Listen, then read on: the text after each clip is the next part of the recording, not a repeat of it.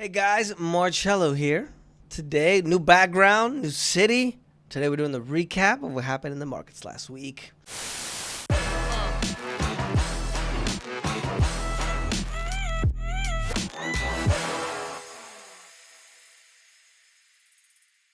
Overall, pretty interesting week.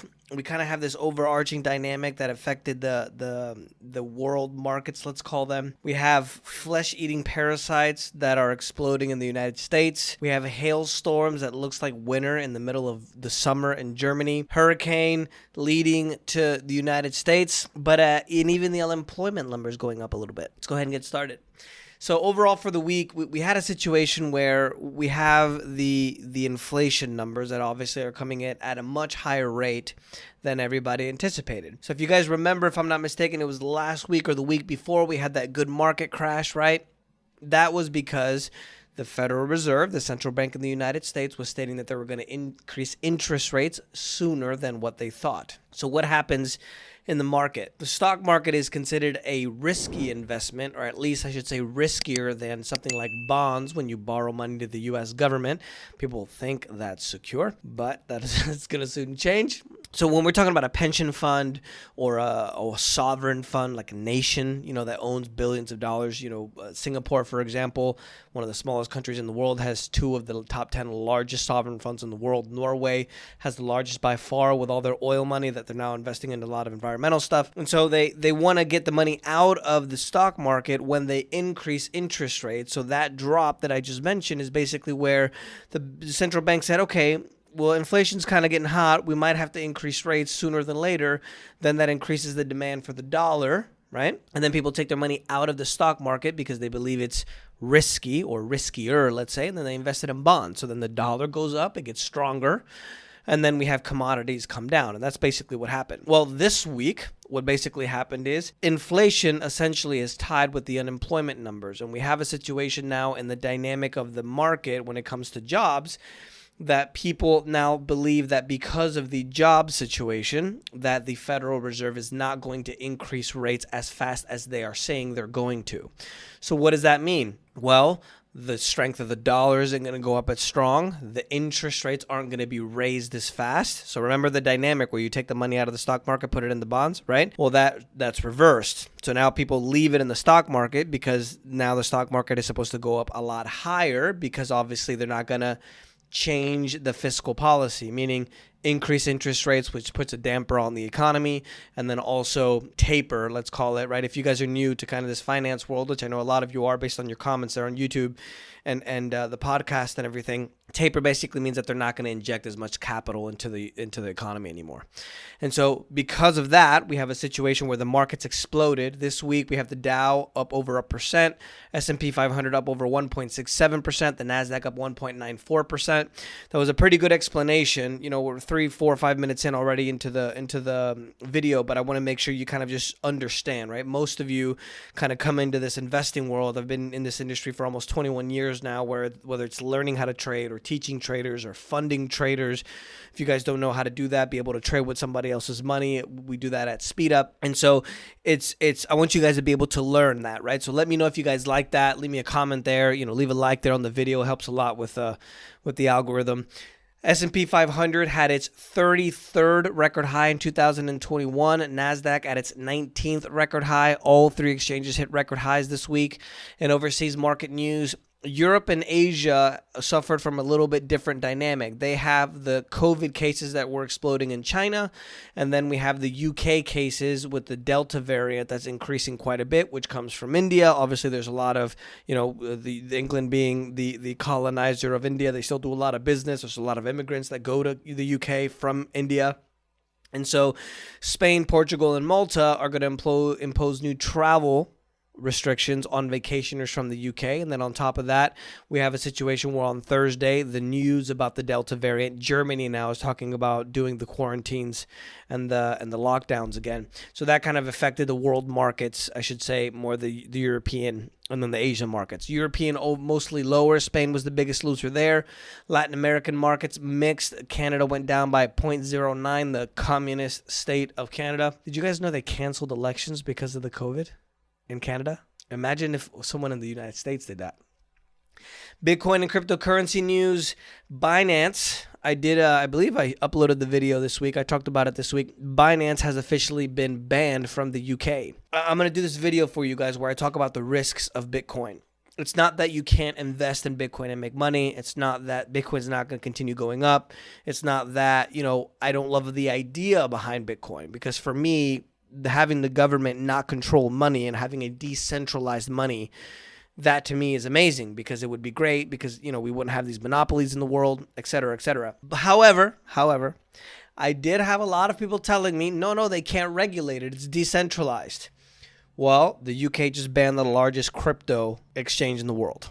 They said they cannot operate in the UK without written permission from the UK for the regulatory firm, which is the FCA. Now, that might change in the future. They might reinstate them, whatever the case may be. But I think this is a good sign about what I see kind of starting to happen. Iran also is passing some legal framework talking about how people can only use cryptos from state licensed mining operations for payments other than otherwise known as government coin, which is, I told you guys from the beginning. India's passing the law. China kicked out the miners. We're kind of seeing some movement here on the regulatory framework, so it's going to be interesting to see what happens, or if they're going to take any next steps. Because if they do pass regulation, it doesn't necessarily mean that Bitcoin is going to disappear. I kind of am on this boat where I believe the conspiracy theory where somebody like the CIA actually started Bitcoin to be able to test it, to be able to go ahead and launch the government coin. Because then they control they don't even need banks anymore, or Visa or MasterCard. The government controls it all, which is what they want. Pretty interesting, right? So other than that, Bitcoin didn't take a hit with that news about Binance, the largest exchange operator, being banned from the UK. It went up from Monday to Tuesday about $2,000. And then other than that, for the week, it went up 9.47%, just over 33,300. It's still up just under 15.60% 2021. Commodities, we have great news in lumber. Obviously, if you guys remember, I talked to you guys last week about how the lumber prices were exploding, and it was starting to ripple through the economy, because obviously the housing industry and even the mortgage industry is a big part of the economy, right? So now we have a situation where lumber has crashed by the most in a month since 1978 in June, and went down by 40% from the low, which was in April 2020, from the high of May 2021. It went up 6 times the price that it was in April 2020 at its low. So now it's starting to finally come down, but we don't have good news about the housing market and the mortgage applications either. Oil for the week, crude in the U.S. is up 1.49%. It's up over 55% 2021. International Brent is down 0.02. This can be attributed to the whole situation with the Delta variant and the lockdowns. Obviously, U.S. crude and Brent, which is international, is completely different. The Brent is down 0.02% at 76.16. Still up 46.89% 2021. Tuesday, gold slipped to the lowest price in 2 months, with the USD strengthening on the Delta variant in Europe. This is, again, what I explained to you guys in the beginning. If everybody thinks that that's not going to happen, obviously, if there's fear or anything else that happens, people are going to rush into the dollar because they think it's safe, right? And then that obviously is going to cause everything else to go down. It was a great buying opportunity. I still owe you guys that video about the investing in the silver miners, how I'm trading more longer term now, which is great. But obviously, if you do want to learn to invest or trade, I would recommend you learn how to day trade, even if you want to change later, because you have to get those repetitions under you, right? You have to learn quick, or try to learn quick anyway. Other than that, Asian nations also are having trouble trying to contain the COVID-19 variant. Gold is heading for a drop, the biggest drop in a month in 4 years, after the Fed pulled forward forecasts for interest rates. Right? Interest rate hikes. That's what I told you guys in the beginning. And then also Thailand's central bank in April and May purchased a total of 90 tons of gold. And even Hungary, the central bank, announced that they tripled their reserves of gold, and they went out and bought 63 tons of gold in March. And this is what I always told you guys, where don't pay attention to what they say, pay attention to what they do. Why are all these central banks buying gold all of a sudden, right? Over the last few years as well. Precious metals for the week. Gold went up 0.32% to $17.88. I got my coins. I don't know if I showed you. You can get 1/10 of an ounce at about $190, which it relates to about a $1,900 gold ounce price, and it'll be up in $1,900 pretty quickly. Silver was up 1.29% at $26.54. Silver is a little bit harder to get because the premiums are so high. Financial and banking news. Weekly mortgage demand are falling to the pre-pandemic levels and the lowest in a year and a half. Mortgage apps from homes went down 5% for the week and were 17% lower annually. Obviously, this has to do with the explosion in a lot of the housing prices. I attribute it also to the inflation. According to the United Nations, they have a food price gauger where they've actually reported, I saw it on Twitter, they tweeted out that prices for food this year are up 40%. So that doesn't even include the gas price increase and everything else that's going up. Rent also has gone up by quite a bit this year compared to last year. I know from my own rentals, for example, they've gone up 30-40%. So all of this is hitting the consumer all at once. And obviously now there's a situation where there's just no more demand anymore, whether people can't afford it, where people now are starting to hunker down due to the fact that they're not able to afford as much. Spain's CaixaBank in financial and banking news as well, announcing that they're going to lay off just over 6,400 employees. It's the biggest staff overhaul in the history of the Spanish banking sector. Spanish economy, not the biggest in the world, but still one of the biggest, right? It's still in the top 20. Economic news, Chinese factory activity likely expanded in June at a slower pace. This is obviously due to the situation with the COVID-19. In the export province of Guangdong, number of people filing unemployment benefits fell to 364,000 last week. From last week, which is at 415,000. It's a new pandemic low. However, this is still higher than what the average normally was, which is about 220,000. So we're still not doing well. It's a sign that we're rebounding a little bit, but we're still not as good, let's say, as we had it before. The U.S. also added 850,000 jobs. We should actually say that the economy actually recovered 850,000 jobs. Now, when we had, for example, the situation with Trump, he actually grew the economy, whereas now we're recovering from the pandemic. Even though it's a big number, it's better than expectations, which was about 700,000 or so. But the bad news is that the unemployment rate actually went up to 5.9% from 5.8%. Now, this is interesting because there's a number called the participation rate. And this is basically the percentage of the people of the population that's actually participating in the employment market. This is actually stagnant at about 61.6%. I'm going to do a video on this to kind of explain it to you, but essentially what's happening, and I think most of us know this, the government is paying the unemployment benefit so people don't want to work.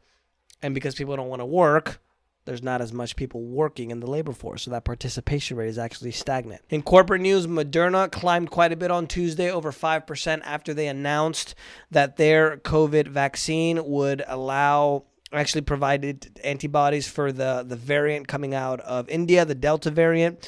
India also approved their vaccine on emergency use as well. So that came up quite a bit. And Virgin Galactic shares as well exploded after Richard Branson and Virgin Galactic announced that he was going to go into space. Again, he tried to beat Jeff Bezos, right? I think Jeff Bezos is going towards the end of the month. So he announced that he's going to go on the 11th of July to be the first person or people, private citizens, into space. And other than that, in trade news, Chinese exporters are wrestling with the problem with the chip semiconductors. If you guys remember, we have this really serious problem where everything's electronic now. We need these semiconductors, which are like the chips that go into electronics, even cars, for example. Now, I looked at a new truck the other day, and Ford, the people at the dealership told me that Ford is actually running at only 20% capacity. And so now they have very high material costs and surging shipping fees. So that obviously is affecting the Chinese economy as well. And Zhang Den, which is Taiwan's chief trade negotiator, saying that he's hoping to get a deal on a free trade agreement with the U.S. They've been holding talks virtually, and it would definitely show a strong U.S. support facing, obviously, the ongoing escalation with China. Remember that there's a situation where China says that Taiwan is a province of theirs, and Taiwan actually says that they're their own country, that they're a democracy, and the U.S. has been defending Taiwan since the beginning of time, it seems like. In technology, group of nuclear scientists in the United States suggested a new generation of relatively tiny, inexpensive factory-built reactors. You can literally, they're like plug-and-play batteries where you literally can take them somewhere, turn them on, and then bring them back and refurbish them and take them back out. This is actually something that some people were thinking about deploying when we have bases on places like the moon and Mars. In investment news, major blow to the U.S. state and federal lawsuits against big tech firms. A U.S. judge on Monday dismissed antitrust complaints against Facebook. This is something that they wanted to have Facebook sell Instagram and WhatsApp. But obviously, the federal complaint said that it wasn't sufficient, and shares of Facebook rose on that news as well. Thursday, the epic monstrous, biggest scam in Wall Street, Robinhood, is filing an early anticipated IPO. They're seeking a $40 billion valuation. They have 18 million funded accounts with about 17.7 million active users. That's as of the 31st of March. $81 billion in assets, 50% of their clients being first-time investors, and the revenues grew 245% in 2020. They reached $959 million. The question I have is, how is Robinhood making money if they don't charge your commissions if they're free? Have you thought about that? I'm going to do an updated video on this because to me, they provide the worst possible service. They had the meltdown with Dogecoin. They had the meltdown with the meme stocks at GameStop and AMC where they didn't allow people to sell their stock. Biggest scam in the industry, in my opinion. I hate to see people taking advantage of it. In my opinion, biggest scam ever. Even Charlie Munger, which is Warren Buffett's partner, says that it's very disingenuous to say that something is free when it ends up being more expensive than just charging a commission. California is in a major problem with a historic drought and heat. It's leaving a lot of their hydroelectric reservoirs out of water, so a lot of these renewable sources of power are not going to be enough. Their solar also is not enough to be able to power the state, so a lot of the state officials have asked the California independent operator to buy more power. If you guys don't remember, Germany had the same situation in the winter where because of the winter there was no sun for solar power, there also wasn't any wind, and they had to rely on carbon and oil to be able to have enough energy to heat homes in the winter because the renewables weren't cutting it either. U.S. housing shortage that began before the pandemic and exacerbated it might finally be coming to an ease. There's more supply coming onto the market that's going to help a lot of buyers in the longer term. New listings in June rose 5.5% versus 10.9% in May. So mortgage apps coming down, so less demand, and now we have more supply. So that means prices are most likely going to be coming down. Among the nation's largest cities, the 10 markets with the highest new listings increases posted gains of 20% or more from a year ago, meaning that the prices of houses are going up by quite a bit. Biden administration could face pressure to block the Nord Stream 2 pipeline, which is going from Russia to Germany. Remember, he stopped the Keystone pipeline that was going to bring the oil from Canada down to Texas, even though that they're continuing to bring it down in other avenues that actually pollute the environment even more, which is via train. But it's okay if Russia does it because, whatever reason. It's about 95% complete, but the House of Representative panel passed an amendment seeking a repeal of the ability for the executive orders to be able to stop the sanctions on the project. So it's interesting to me, for example, why one pipeline is okay, but the other one isn't. International events. Sunday, the U.S. carried another round of strikes against Iran-based militia groups in Iraq and Syria. This is a response to them attacking us at facilities in Iraq. Azerbaijan and Turkey are for the first time doing military drills together. If you guys remember, we had that little bit of a scuffle between Azerbaijan and the other country, and obviously we had Russia on one side with, I forgot the name of the other country, if you guys want to help me out in the comments there, and then Turkey was on Azerbaijan's side, which could have escalated, but they got the people out of the territory that they wanted them to, and now they're having military drills together. Rolling blackouts and electricity threatens thousands of residents in the Northeast. Record heat in Canada. It hit 116 and in some cases 127 degrees. It was so hot that the AC in places wasn't working anymore. Even at a Walmart, they took a picture that they shut down the coolers because it was just so hot that the refrigerators didn't even work anymore. Thursday, protesters in Canada, in the state of Winnipeg, the city of Winnipeg during Canada. I always say Canada Day, which is their Independence Day, toppled over a Queen Victoria and Queen Elizabeth II statue. This was growing anger over discovery of the remains of hundreds of children in unmarked graves, and they were saying that no pride in genocide, and the police actually arrested the protester that was protesting the protesters because he didn't want them to destroy the things in the city. U.S. troops pull out of the main military base in Afghanistan on Friday, closing forever the longest war in the United States. The Taliban now are starting to increase their insurgency, obviously because the U.S. isn't there to hold them back, even though that still would have happened if we were there or not. And President of the European Commission, German-born Ursula von der Leyen, I completely butchered their name, but I'm not going to try to pronounce it. He said that they fully pledged their support to Lithuania, that are having a record number of immigrants coming over to their border from Belarus. In a period of 24 hours, there were 150 people that crossed over the border, which was more than the last 3 years alone. And in unusual facts this week, we have a new oldest person in the world named Emilio Flores Marquez from Puerto Rico. He's 112 years old and 328 days, and now in the Guinness Book of World Records as the oldest person in the world. Severe mass extinction event passed in 251 million years ago, which killed 90% of the Earth's marine species and 75% of terrestrial species.